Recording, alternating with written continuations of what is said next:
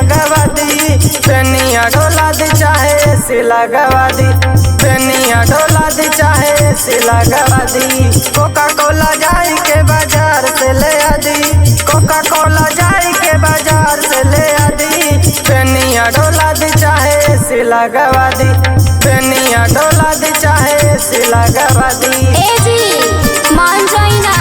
ओहो तो कई यूट्यूब वाला भूत सवार हो गइल बा, कोका कोला पीबू।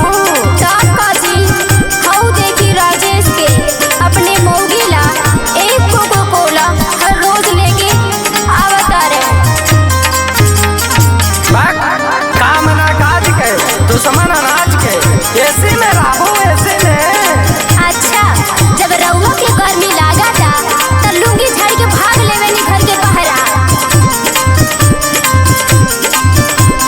जहिया से लैला कराई के तू गमना, कबहू ना नसला तू हमारो बिछावना, हमारो बिछावना हो हमारो बिछावना, कहियो ना नसला तू हमारो बिछावना।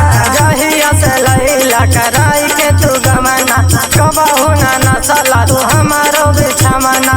आवा राजा तोह के चुमावा चिखा दी, आवा राजा तोह के चुमावा चिखा दी, एसी लगवा दी चाहे बेनिया डोला दी, एसी लगवा दी चाहे बेनिया डोला दी।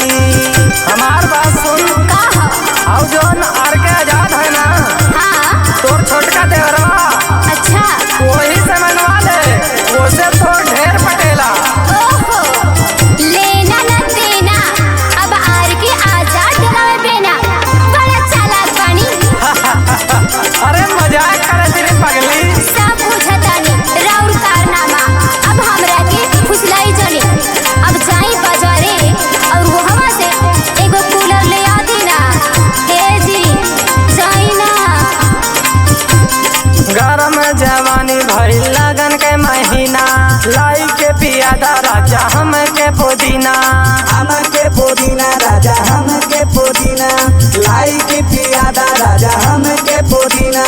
गरम जवानी भइल लगन के महीना, लाई के पियादा राजा हम के पुदीना।